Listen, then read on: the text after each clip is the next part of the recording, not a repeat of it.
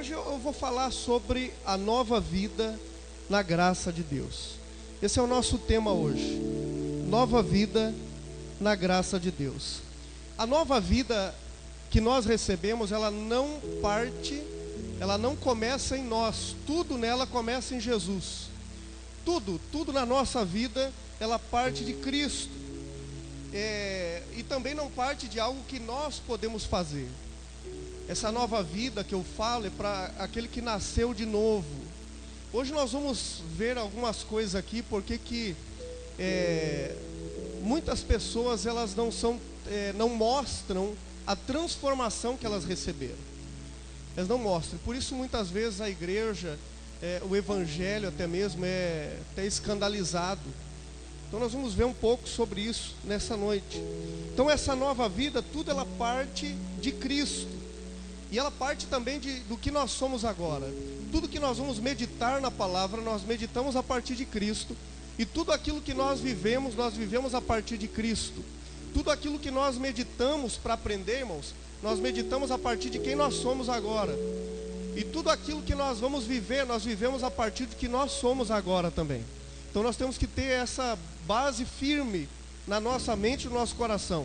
Tudo parte de Cristo. E tudo parte da nossa nova vida em Cristo Jesus. Essa nova natureza que nós temos. Então, não há cobrança para filho de Deus. Não há cobrança no sentido de transformação. Não há cobrança no sentido de mudar em algum aspecto. O que existe agora na nossa nova vida não é cobrança para mudança. Não há cobrança para transformação, alguém me dizendo, você tem que mudar, você tem que se transformar. O que existe agora na nova vida em Cristo é um alinhamento de Deus. Nós somos transformados a partir do momento que nós recebemos a justificação, nós somos transformados no Espírito, mas a partir de agora passa a haver um alinhamento. É um alinhamento de quê? O nosso espírito agora está pronto. O espírito está pronto. Jesus não disse isso? O espírito está pronto. O que precisa agora? Alinhar a nossa mente, as nossas emoções, os nossos sentimentos com essa nova realidade.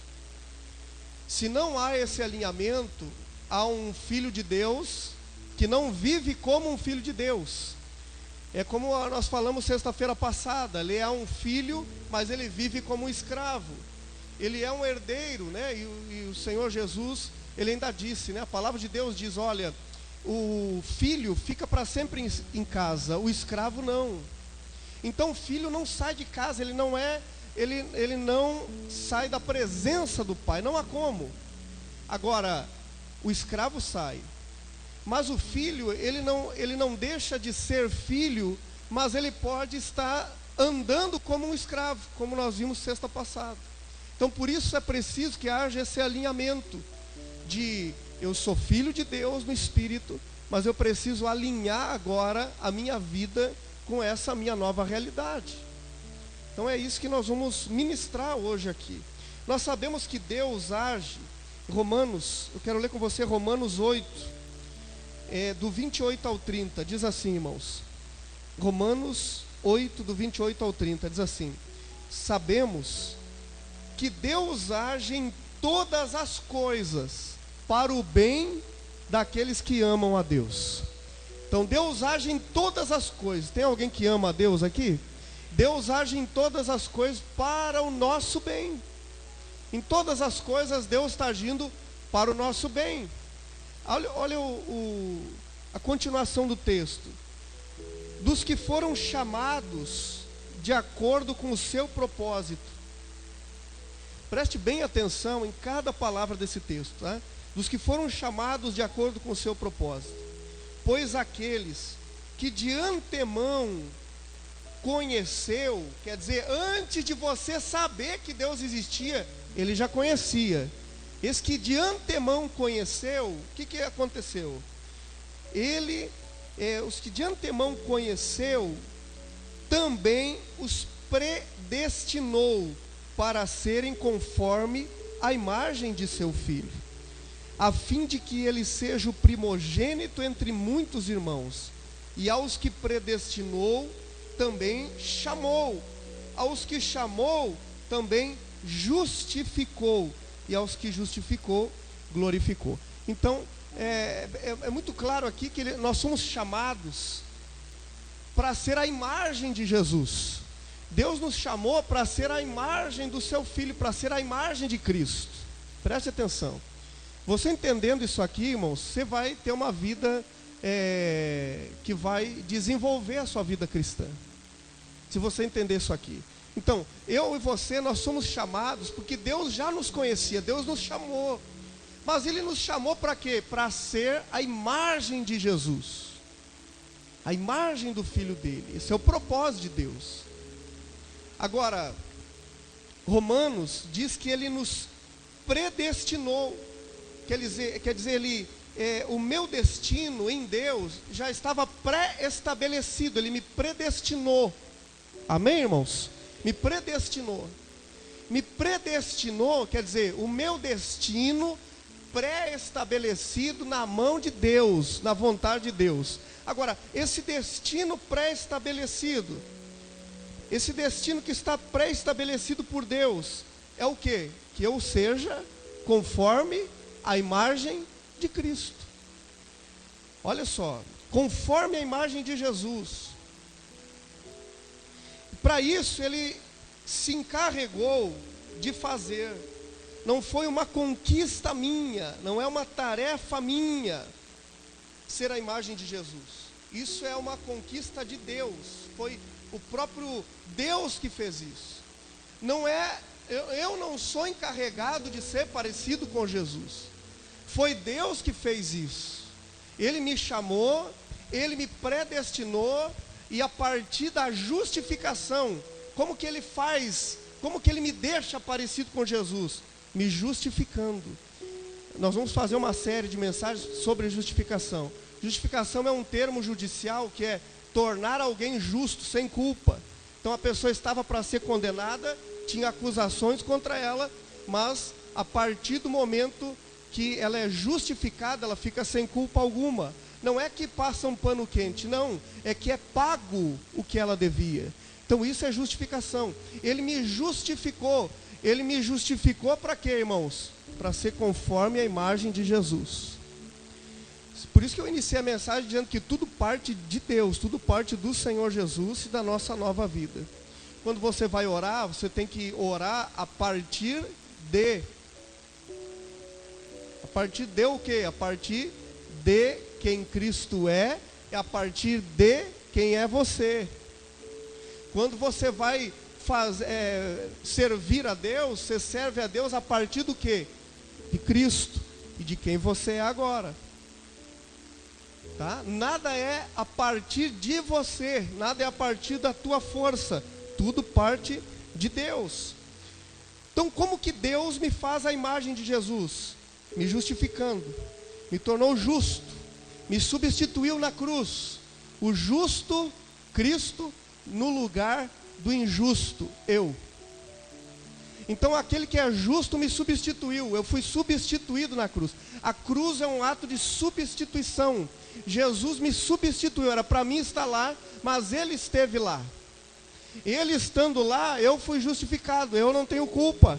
Por quê? Porque agora eu tenho crédito com Deus, saldo com Deus. Como que eu tenho crédito com Deus e saldo com Deus? Que Jesus me deu esse crédito com Deus e esse saldo com Deus. E aí, então, pega desde dessa introdução da mensagem para você entender ela, irmãos. Tudo parte de Deus. A vontade de Deus é que eu seja a imagem de Jesus. Mas para mim ser a imagem de Jesus, Ele não colocou sobre mim essa responsabilidade. Deus se encarregou de me fazer a imagem de Jesus. Por que nós não íamos conseguir ser a imagem de Jesus? Nós não íamos conseguir ser parecido com Jesus. Então Deus sabe disso. Então Ele fez isso por nós. Então olha só, a nova natureza que eu tenho, toda ela, Deus se encarregou de fazer. Toda ela, Deus fez tudo. Deus se encarregou de não colocar sobre mim um peso que eu não poderia suportar. Deus colocou sobre mim é algo que é totalmente a vida dele, mas isso não é um mérito meu, tudo veio dele. Não fui eu que conquistei isso. Efésios 2:10 diz assim: porque somos criação de Deus, realizada em Cristo Jesus, para fazermos boas obras. Nós somos criação de Deus, realizada onde? Em Cristo Jesus. Essa nova criação não tem a ver com Adão, nós não temos a ver com o pecado. Nessa nova criação nós temos tudo a ver com Jesus. Nós temos a ver com quem Cristo é agora. Nós temos a ver com a justificação, nós temos a ver com a santificação, nós temos a ver com a vida nova em Cristo. Então não tem nada a ver com Adão mais. Nós não temos nada a ver com Adão. Nós temos tudo a ver com Jesus agora. Agora, essa nova criação de Deus, realizada em Cristo Jesus, é para um propósito. Qual o propósito? Fazermos boas obras. O propósito de Deus na minha vida, na vida dos filhos de Deus, é que nós venhamos fazer boas obras. Mas essas obras Ele também preparou. Olha o que diz Efésios, diz assim: as quais Deus preparou antes para nós as praticarmos. Você vê que as obras que eu tenho que fazer não é um esforço meu. Você já vai entender isso. É obras que Deus já preparou. Então, é como uma raiz. Domingo agora eu vou falar sobre a raiz de amargura. A raiz, ela dá todo o suprimento necessário, ela traz tudo que a planta precisa. Eu e você, nós temos tudo que nós precisamos em Deus, tudo. Eu quero ter boas obras, eu não sou obrigado a fazer boas obras. Isso já veio no pacote que Deus me entregou nessa nova vida. Essa obra já está ali. Nessa nova criação, ou nessa nova vida que nós temos em Cristo, há um propósito. E o propósito de tudo isso, irmãos, a criatura, os filhos de Deus, não foram feitos para viver para si. Eles foram feitos para viver para Deus. Você entende que o propósito é que eu e você venhamos ter boas obras. 1 Pedro 2,9: vocês, porém, são a geração eleita, a geração escolhida. Vocês são essa geração. É o sacerdócio real, é a nação santa, um povo exclusivo de Deus. Então olha só, tudo isso nós somos. Tudo isso nós somos. Somos a geração eleita, o sacerdócio real, a nação santa e o povo exclusivo de Deus. Tá, mas e aí? Para quê? Para anunciar as grandezas daquele que os chamou das trevas para a sua maravilhosa luz. Então você vê que esses dois textos estão falando assim: vocês têm uma nova vida, uma nova natureza, mas isso tem um propósito. Essa nova vida e essa nova natureza que vocês têm, essa força de Deus, essa energia de Deus, essa vida de Deus que está dentro de você agora, não é em vão, tem um propósito. Qual é o propósito? O propósito é que eu venha anunciar as grandezas de Deus. O propósito é que eu venha falar sobre as grandezas de Deus. Perceba que a mensagem aqui, para quem é geração eleita, não é a mensagem de inferno, não é a mensagem sobre o mal na terra, não, a mensagem é: vocês são chamados para anunciar as grandezas de Deus. A pregação do Evangelho sempre tem a ver com as grandezas de Deus. Hoje nós estamos falando sobre a grandeza de Deus, que é o quê? A nossa nova vida, que não dependeu de nós, mas tudo foi feito por intermédio de Cristo Jesus, essa nova vida que nós temos. Então a primeira coisa é entender a identidade. Eu entendi minha identidade, eu sou geração eleita, nação santa, sou uma nova criatura, tenho uma nova vida. E agora? Agora eu tenho também um propósito. Eu entendi a identidade. Quem entendeu a identidade, entende que tem chamado. Se não compreender a identidade, não compreende que tem chamado. Porque enquanto você não entende quem você é, o que você tem, o que você recebeu de Deus, se você não entender quem você é em Cristo, você não consegue compreender que tem um chamado. Porque a nova natureza tem um propósito. Quem não entende a sua nova natureza, a sua identidade, nunca vai poder viver o propósito. Propósito só é vivido quando eu entendo minha identidade. Poxa, eu sou a geração eleita, mas e aí? Para anunciar as grandezas de Deus. Eu sou uma nova criatura, como diz ali em Efésios. Vocês são criação de Deus, realizada em Cristo, mas é para boas obras. Então, se entender identidade, entende propósito. Eu sou uma nova pessoa? Sou, mas para boas obras. Eu sou uma geração eleita, nação santa, povo exclusivo de Deus? Sou, mas para anunciar as grandezas de Deus. Toda pessoa que não está vivendo o seu chamado, vivendo o propósito, certamente ela não compreendeu sua identidade. Certamente ela não compreendeu, porque a partir do momento que ela sabe o que ou quem está dentro dela, ela vai partir para exercer o seu chamado.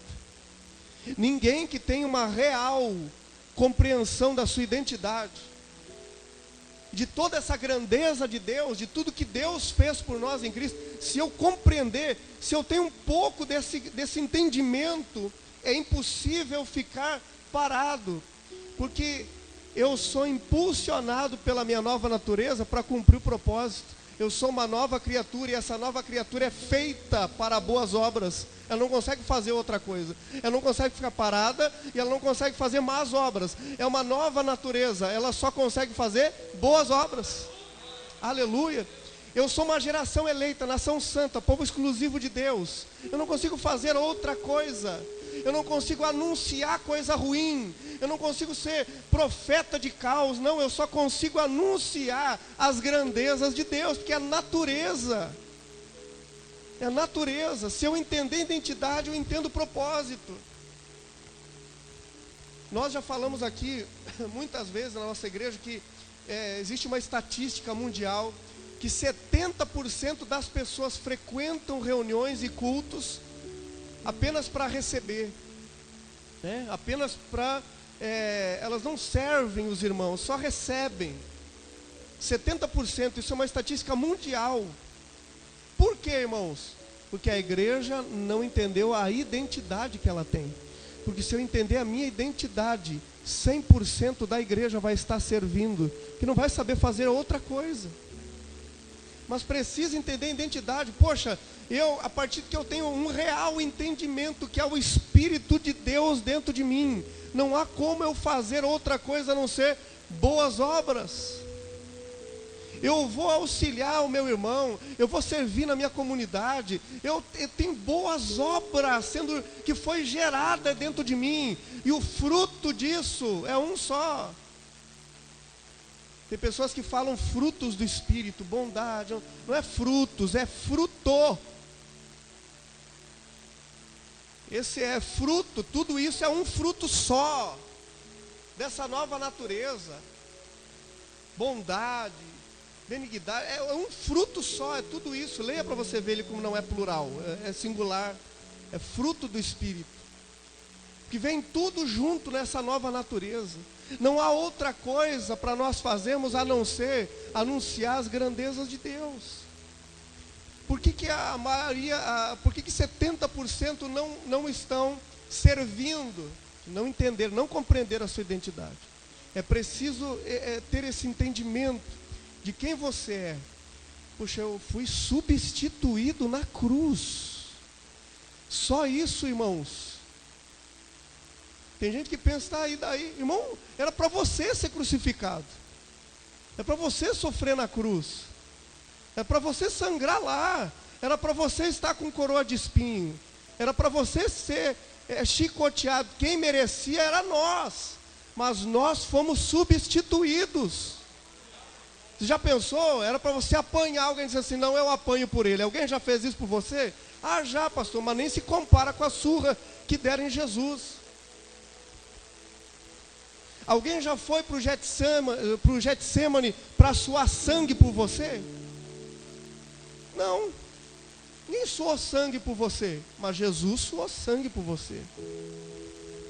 Ninguém foi cuspido e abandonado, ficado sozinho lá. Era para mim e você ter passado isso. Mas ele passou, ele me substituiu. A cruz é substituição. O justo no lugar do injusto. Você já pensou? Se eu tenho esse real entendimento, meu irmão, quem que fica parado, quem que fica de mãos atadas, mãos amarradas, quem que fica sem fazer o bem, sabendo que tudo isso foi feito por Ele, não há como ficar de mãos atadas, não há como ficar parado, não há como ficar estagnado, não há como abandonar nada, não há como desistir, não há como voltar atrás, se tem o entendimento da sua identidade. Era para mim estar na cruz, Jesus foi para lá. Mas a Bíblia diz que eu lá morri com Ele na cruz, e quando Ele ressuscitou, eu ressuscitei com Ele. E essa nova vida toda está em mim, irmãos. Toda essa nova vida está em nós. Quem entende a sua identidade vai entender o seu chamado. Aquele que já tem entendimento da sua identidade em Cristo consegue compreender que há um propósito nessa identidade. E esse propósito é: toda a igreja tem um chamado, todos os filhos de Deus têm um chamado. Todos têm. Somos salvos, perdoados, justificados, aleluia, mas tem um propósito. Deus tem um propósito com isso. Fui salvo, glória a Deus. Justificado, glória a Deus. Fui perdoado, glória a Deus. Mas tem um propósito. Tem um propósito. Tenho que anunciar as grandezas de Deus agora. A graça, irmãos, escute isso, a graça ela não me exige. A graça ela não me exige, a graça de Deus não me exige como a lei exigia, como a religião exige. A graça não me exige nada, mas a graça me dá poder. Por exemplo, a graça ela não me exige obediência. Não me exige. Você sabia que Deus não exige obediência de você? A obediência é importante, sim, mas a graça não me exige obediência. Só que a substituição que houve na cruz, Deus me deu poder para obedecer. Então a graça ela não me exige obediência, ela me dá poder para obedecer. Por isso toda pessoa que não está debaixo da graça de Deus, ela se esforça para obedecer. Há um esforço sobre-humano de obedecer, e quando ela não consegue obedecer, ela quase fica depressiva dentro da igreja, que ela não consegue obedecer. Agora, quem está debaixo da graça de Deus, a graça de Deus dá o suporte para ela obedecer. Só consegue obedecer quem está debaixo da graça de Deus. Não há outra obediência. Por que não há outra obediência? Porque a única obediência é se eu estou ligado à obediência de Cristo. Cristo obedeceu, eu não consegui obedecer. Se você parar e pensar e dizer assim: olha, você consegue obedecer a Deus? Não, ninguém consegue obedecer a Deus, a não ser que esteja debaixo da graça de Deus. Porque debaixo da graça de Deus é o Espírito de Deus que obedece em mim. Aleluia.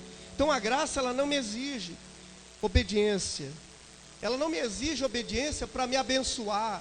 Ela não me exige obediência para me salvar. Mas a graça de Deus, né? Na antiga aliança era exigido, né? Obediência. Eu realizava algo para ser abençoado depois. Você lembra lá?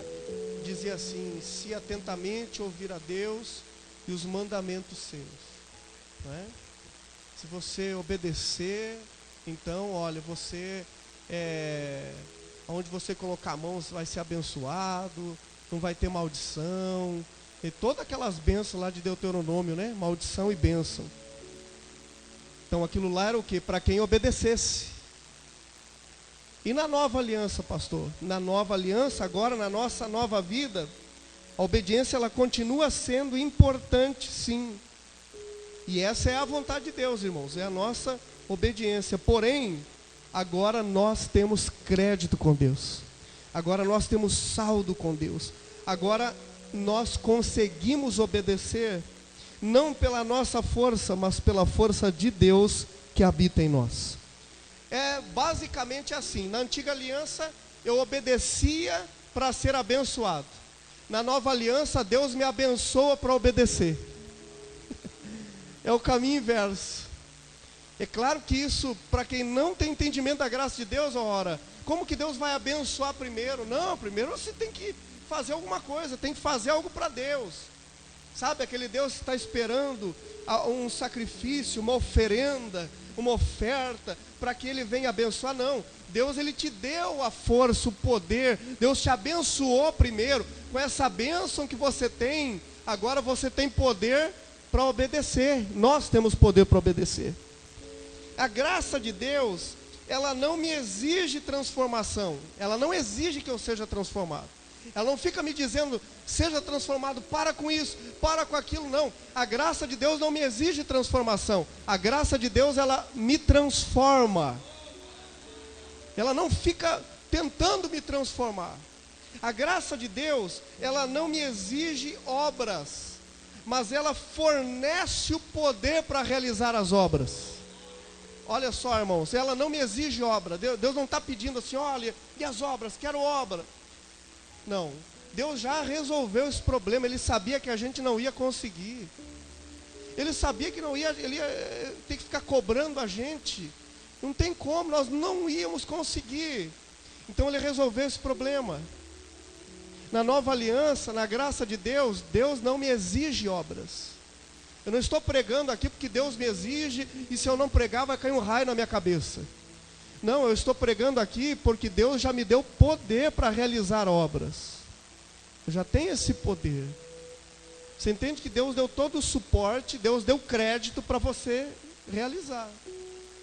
Você não é como você ir no banco e esperar que deem um crédito para você ir comprar alguma coisa. Não, com Deus, na graça de Deus é diferente. Deus te dá primeiro, aí você tem agora condição de fazer. Primeiro Deus deu. Ninguém ia conseguir obedecer. Por isso que a graça de Deus, ela não exige. A graça de Deus, ela não me exige amor. E aí que nós ouvimos muito dizer, né? Você tem que amar a Deus, irmão. Você está fraco assim na fé porque você não ama a Deus. Você tem que amar a Deus. E as pessoas ficam se perguntando, poxa, como que tem gente que consegue amar a Deus? Eu não consigo. E o pastor prega para mim amar a Deus, mas eu não consigo amar a Deus. E o irmão fala para mim amar a Deus, mas eu não consigo amar a Deus. Como? A graça não exige que você ame a Deus. Ela não exige.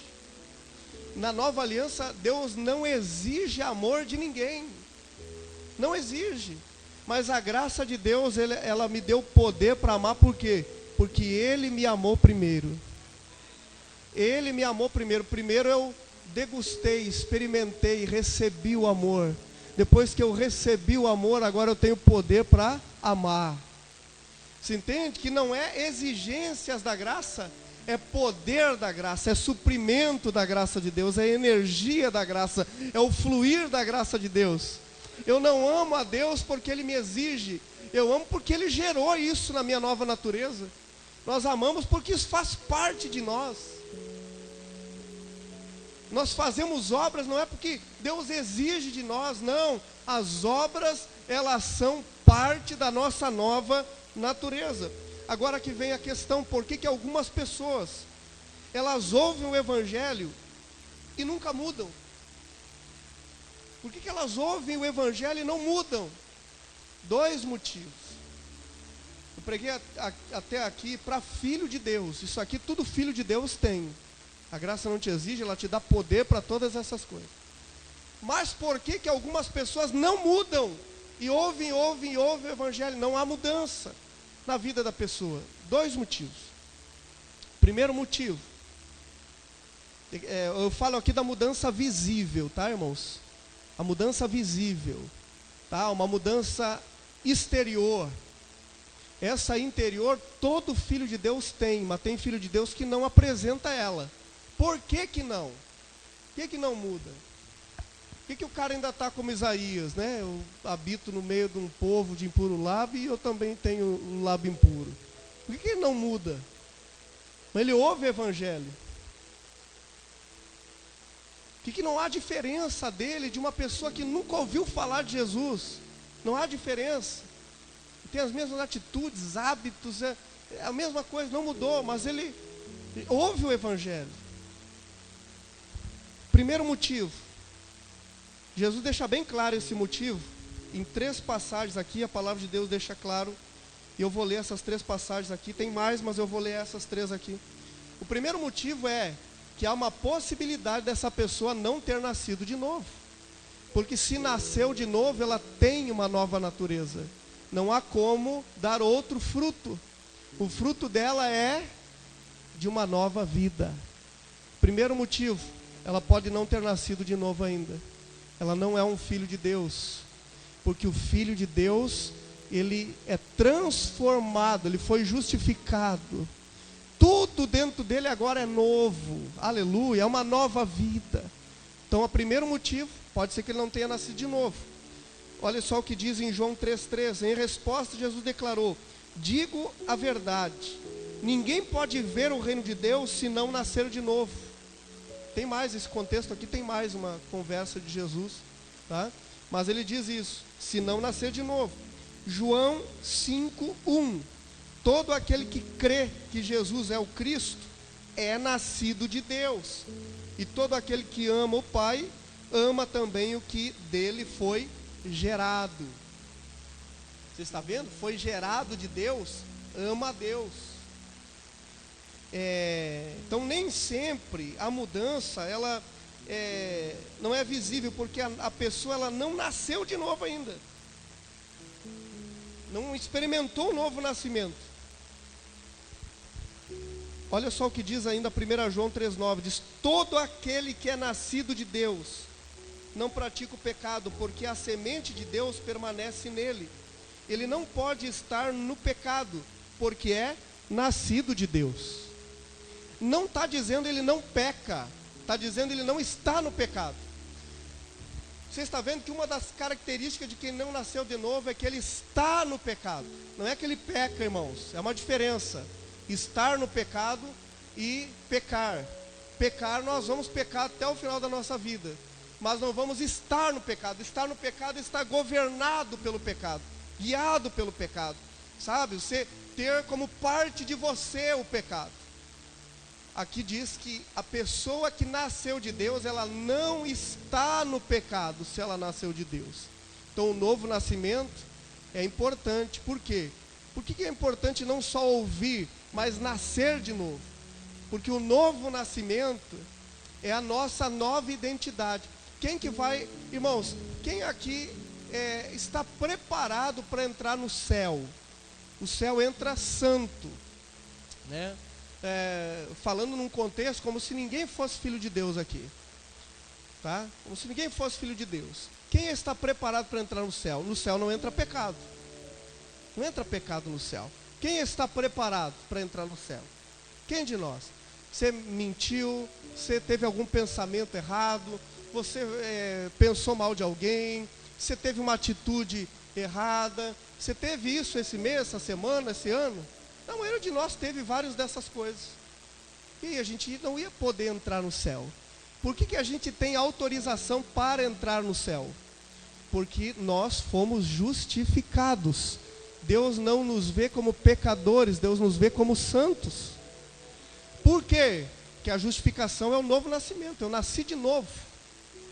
Então se não nasceu de novo, não há como a pessoa ser salva. A salvação é o novo nascimento. Então o primeiro motivo de que o evangelho não parece que não faz efeito na pessoa é que ela não nasceu de novo. Então ela continua com as mesmas práticas, a mesma coisa. Esse é o primeiro motivo. Mas pode ser que ela tenha nascido de novo, e mesmo assim continue. Por isso não dá para saber quem é salvo e quem não é. Tem indícios do novo nascimento. Nós temos indícios aqui do novo nascimento. Pode ser que alguém não tenha nascido de novo, porque nós vimos aqui que quem nasceu de novo é diferente. Mas pode ser que essa pessoa, ela tenha nascido de novo. Ela é salva, mas ainda continua com algumas atitudes que envergonham o evangelho. Por quê? Por causa do motivo número 2. O motivo número 2 é porque ela não amadureceu. É preciso crescer no entendimento da nova realidade, a maturidade, é preciso crescer. Basicamente, irmãos, antes que eu explique ali com o texto, basicamente é o seguinte: você nasce de novo, tá? Mas a sua mente, os seus sentimentos, eles vão ser reprogramados agora. Como que eles são reprogramados agora? São reprogramados agora ouvindo a palavra de Deus, ouvindo e aceitando essa palavra, recebendo essa palavra. Não adianta eu chegar aqui e dizer para você, você é santo, você sai daqui, que santo nada, eu sou um pecador. Você não está se alimentando, não está digerindo a palavra. Você entende? A maturidade, o crescimento na nossa fé se dá em entender a nossa identidade. A minha mente, o meu coração, a minha vida, ela precisa ser reprogramada. Por quê? Porque eu estava com a mente programada para não servir a Deus. A minha vida estava toda programada para não servir a Deus por causa do pecado. Quando eu recebi, quando Jesus veio, quando eu nasci de novo, eu fui totalmente transformado no meu interior, mas a minha mente precisa ser reprogramada. O meu coração, os meus sentimentos precisam ser reprogramados. Eles são reprogramados ouvindo o Evangelho, meditando na palavra de Deus. Você pode ver que as pessoas que passam a se parecer mais com o que a Bíblia mostra, são pessoas que estão meditando na palavra, estudando a palavra, que tiram tempo para isso. Essas pessoas vão demonstrando por quê? Porque ela está renovando o entendimento dela. Olha o que diz a palavra. Efésios 4, 22 ao 24, diz assim: quanto à antiga maneira de viver, vocês foram ensinados a se despir do velho homem. Então quer dizer, a outra maneira de viver não serve mais para vocês. Não serve mais, por quê? Porque não é mais de vocês. Tem gente que diz que a gente prega, né? Libertinagem, né, na igreja, que faz o que quer agora, porque é graça. Não, olha só, a antiga maneira de viver, vocês foram ensinados a se despir do velho homem, que se corrompe pelos desejos enganosos, a serem renovados no modo de pensar, e a se revestir do novo homem, que foi criado para ser semelhante a Deus, em justiça e em santidade, provenientes da verdade. Você está vendo? Olha, a velha maneira de vocês, a antiga maneira, vocês foram ensinados a se despir do velho homem, que se corrompe por desejos enganosos, a serem renovados no entendimento. O que faz eu amadurecer e mudar as minhas práticas? Entendimento. Tem que passar a ter entendimento de quem é Jesus, o entendimento de quem sou eu agora. Eu louvo a Deus se alguém chega para mim e diz assim: olha, isso aí não é o que um filho de Deus faz, não faz mais assim. Todos nós temos que ser assim. Por quê? Porque essa pessoa está sendo um canal de Deus para nos alinhar. Porque eu estou saindo da minha verdadeira identidade, estou tendo uma identidade que não é minha.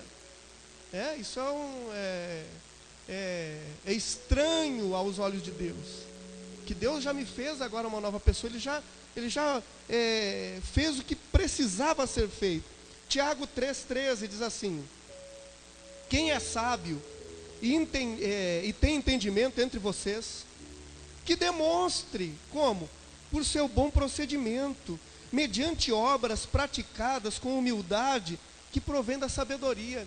Olha o que ele está dizendo. Olha, quem tem entendimento, se vocês têm entendimento, nós vamos ver nas obras. Obras mostram o entendimento que a pessoa está tendo de quem ela é. As obras mostram o entendimento que a pessoa está tendo de quem Jesus é. Obras não é para salvação, obras são indícios para saber, né, o que dá indício de salvos. A maneira de viver dos cristãos dão indício de salvação, indícios de transformação. Não dá para a gente definir, é salvo, não é. Mas tem indícios que a gente pode ver que é ou não é. Nós temos indícios. Então as obras são o quê? As obras mostram o entendimento. Ele diz, Quem de vocês é sábio e é entendido, tem entendimento, mostre com as suas obras. As obras, o proceder demonstram todo o nosso entendimento. Então a transformação interna, ela já aconteceu, amém, irmãos? Toda a transformação interna. Eu comecei dizendo, tudo partiu de Deus, tudo partiu do Pai, não é pelo nosso esforço. A graça não me exige, mas a graça me dá poder para realizar. Ela não me exige obra, mas me dá poder para realizar, porque essa é a vontade de Deus. Deus, sabendo que eu sozinho não ia conseguir, Ele me dá poder. A graça não me exige as coisas. Eu falei isso, né? A graça não me exige contribuição financeira, não, mas ela me dá poder. Escute, tudo aquilo que o reino de Deus precisa de suprimento financeiro está no bolso dos filhos de Deus. Deus já deu. Só que algumas pessoas entenderam, outras não. É preciso entender, ter entendimento. Toda a mão de obra para obra, Deus já deu, está na vida dos filhos de Deus. Só que muitos entenderam, outros não. Por isso nós nos reunimos aqui, sexta-feira, domingo, na célula, e alguns entenderam que eles estão ali para servir. E eles passam a servir, é o entendimento. Quem tem entendimento de quem é, mostre com as suas obras. Vamos lá, irmãos. Então essa transformação interna já aconteceu. Agora a nossa maneira de viver passa a ser diferente por causa do entendimento. Então, primeiro motivo, porque a pessoa parece que não mostra mudança na vida dela. Primeiro, pode ser que ela não tenha nascido de novo. Segundo, pode ser que ela tenha nascido de novo, mas ela não renova o entendimento dela. Sabe aquela pessoa que chega, ela só participa e ela não só participa da reunião, mas ela não quer crescimento na palavra, ela não quer entendimento, ela não quer conhecer mais de Jesus, ela não se envolve, sabe? Não está ali com o mesmo perfume de Cristo que os irmãos têm, sabe? Quando você se encosta em alguém com o mesmo perfume, diz: ah, e esse perfume? É que eu dei um abraço no irmão, ali fiquei com o perfume. Irmão, nós temos que ter o mesmo perfume de Cristo. O perfume de Cristo está em nós. Quando nós andamos juntos, nós exalamos o perfume de Cristo. Sabe, se a pessoa não se envolve, não está ali, ela não mostra a sua verdadeira identidade. Agora, primeiro motivo, pode ser que não seja salvo. Segundo, não cresceu no entendimento. Não cresceu por quê? Que não busca esse entendimento. Não busca, não vai, sabe, não está junto para crescer no entendimento. Então ela se parece mais com o ímpio do que com o filho de Deus. É um filho de Deus? Pode ser que sim, mas ela não parece. Não parece por quê? Porque ela não vai, sabe, ela não enganja, sabe, ela não está ali. Um irmão ou outro até tenta, vamos lá, irmão, mas não vai. Por que não vai? Porque ela não quer. Mas é um filho de Deus? Pode ser que sim. Por enquanto não demonstrou, mas pode ser que sim. E pode ser que não. Alguém me disse assim, como é que alguém falou? Disse assim, já está com Deus, né? Quer dizer, morreu, né? Já está com Deus. Partiu para o Senhor, ou não. Na verdade, a gente não sabe de nada. Nós não sabemos, nem precisamos saber quem é salvo ou quem não é. O que eu estou pregando aqui é para cada um de nós, eu mesmo aqui, me analisar e ver se as minhas atitudes condizem ou não condizem. Se eu estou agindo com entendimento ou não. E olha, irmãos, eu digo para você, eu nem espero ser o melhor pastor do mundo e nem o mais perfeito do mundo. Eu quero sim ter a autoridade que todos os homens de Deus tinham de dizer assim, pode fazer o que eu estou fazendo. Essa sim, eu quero essa autoridade sempre. Pode fazer o que eu estou fazendo. Mas ser o melhor, o perfeito, eu não quero. Quero também sim pregar o que está aqui para você nessa noite. E nós crescer junto. Você me ajuda a crescer, você me avisa quando eu estou saindo fora e eu aviso você. Essa é a comunidade, isso é ser igreja. Tá? Deixa eu terminar aqui. Então, o que eu tenho que fazer, pastor? Primeiro, você não está conseguindo, né? Nem é para você se esforçar tanto assim, tem que se esforçar no entendimento. Mas o que eu faço? Primeiro, ore por isso. Efésios 1,18. Paulo diz assim, oro também para que os olhos do coração de vocês sejam iluminados. Os olhos do coração, os sentimentos de você sejam iluminados por Deus. As emoções de você sejam iluminadas, a fim de que vocês conheçam a esperança pelo qual Deus chamou. Vocês sabem que Deus chamou, mas não sabem ainda da esperança, por que Deus chamou. Paulo diz, eu oro por isso por vocês, eu oro para que o coração de vocês seja iluminado. Olha só, para o qual chamou as riquezas da gloriosa herança dele nos santos. Lembra que eu falei para você que só desfruta da herança quem amadurece? A mensagem hoje é parecidíssima com a de sexta passada. Só vai desfrutar da herança dos santos quem cresce, quem amadurece. Olha só, Colossenses 1:9. Por essa razão, desde o dia em que ouvimos, não deixamos de orar por vocês e pedir que sejam o quê? Curados, libertos, que vocês tenham riqueza. Pedir o quê? Orar por vocês e pedir que sejam cheios do pleno conhecimento da vontade de Deus, com toda sabedoria e entendimento espiritual. Olha as orações de Paulo para a igreja, irmãos. Paulo dizia assim, alguém perguntava, está orando por nós, Paulo? Estou orando para que Deus ilumine, vocês tenham entendimento de quem vocês são. Orando para que Deus ilumine vocês para saber qual é a vontade de Deus para vocês, para que vocês percebam o chamado, percebam a identidade e saibam que vocês têm um propósito com essa identidade. Deus me deu uma nova identidade para um propósito, sabe? Você quando fez a carteira de trabalho para quê? Para dizer, olha que legal, carteira de trabalho. Colocou num quadro a carteira de trabalho? Não, ela tem um propósito, não tem, irmão? A carteira de trabalho é para quê? Para ser assinada em nome de Jesus, não é? A carteira de trabalho, o propósito é para isso. A identidade, o propósito é esse. A minha nova identidade tem um propósito, é que nessa terra os filhos de Deus sejam vistos. A criação anseia pela manifestação dos filhos de Deus, diz a palavra do Senhor. Qual é o propósito dessa nova identidade? Nós celebramos, nos alegramos, louvamos a Deus, mas há um propósito nisso. Sabe, o propósito é o quê? As boas obras. O propósito é que lá fora as pessoas ouçam de mim sobre Cristo. Que as pessoas ouçam de mim sobre Jesus. Sabe, às vezes não preciso dizer Jesus, mas eu falando sobre como nós nos tratamos em casa, com a nossa família, as pessoas veem Jesus ali. Eu não lembro qual é o pregador que dizia assim, pregue, e se preciso, use palavras. Entendeu? A vida do cristão, a vida do filho de Deus, às vezes nem precisa muitas palavras. O vizinho vê como a gente trata a família, como a gente anda, sabe? As pessoas veem como a gente trata entre nós como irmãos aqui. Quando nós trazíamos bastante pastores aqui, bastante não, nunca fui de trazer muito, mas quando a gente trazia pastores aqui, todo final de culto eles ficavam impressionados com a igreja, com a maneira que os irmãos se tratam.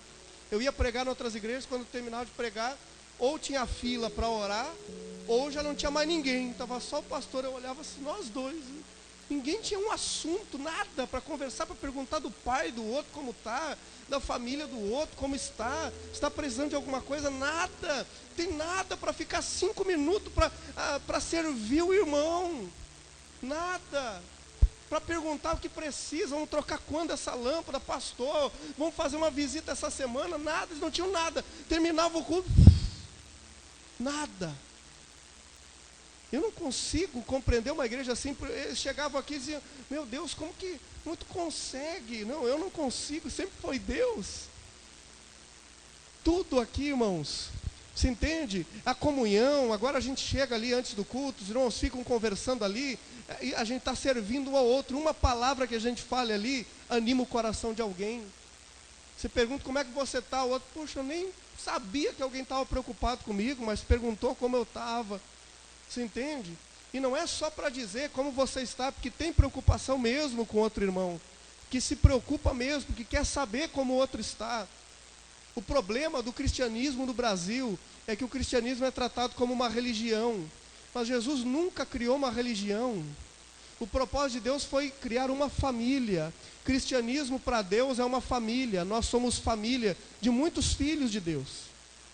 Quando a gente trata como religião, eu vou lá naquele lugar, vou sentar um pouco lá, vou cantar um pouco, ouvir a palavra para a palavra me abençoar, eu sair de lá mais tranquilo. Não, o evangelho é, sim, você vem, celebra, tem a celebração, as canções, a música, tem aqui a palavra de Deus, tem as orações, mas tem a comunhão, sabe, tem o afeto entre os irmãos, isso que é as obras, isso que é as obras. Às vezes eu vejo pastores dizendo assim, quantas igrejas você levantou? E isso para muitos pastores é o top, quantos prédios, eles querem falar quantos prédios. Eu levantei 3, lá não sei aonde, e não sei mais aonde, não sei mais aonde. E tu, eu não sei mais aonde, não sei mais aonde, não sei mais aonde. Meu, é um status que, olha, construir. Mas Deus não nos chamou para ser levantadores de prédios. Deus não me chamou para isso. Se me perguntarem assim, quantas igrejas você levantou? Eu nenhuma, Jesus levantou a igreja. Quantos prédios? Nem tem interesse em prédio. Se derrubar o prédio, a gente se reúne em qualquer lugar com os irmãos. A gente acha um lugar que família dá um jeito de se reunir, celebrar e orar. Sabe? Não estou preocupado com isso. Nunca fiquei preocupado. Nunca pedi igreja, nunca pedi prédio, nunca pedi nada. Foram me colocando, vai para lá, pastoreia lá, vai lá, eu vou lá, vamos lá, onde tem gente, não deixava, aonde às vezes queriam fechar um lugar, tinha irmãos reunidos, vamos fechar, porque lá não dá mais, eu ia para lá, fui para um monte de cidade, para não deixar os irmãos sem um lugar para estarem ouvindo o evangelho, sempre foi meu pensamento esse.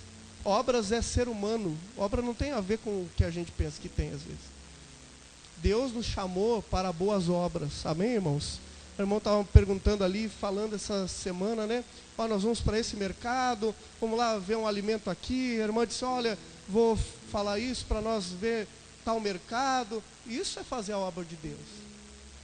A gente que acha que fazer a obra de Deus é ir para a casa dos outros com Bíblia e passar óleo em toda a casa, repreender demônio, não. Não adianta, a pessoa vai lá, repreende demônio, unge a casa toda, mas a pessoa queria ouvir sobre Jesus, a pessoa queria atenção, ela queria ser ouvida, às vezes não queria ouvir nada de você, mas queria ser ouvida por você. Isso é evangelho, amém, irmãos? Essa é a obra de Deus. Vamos orar juntos?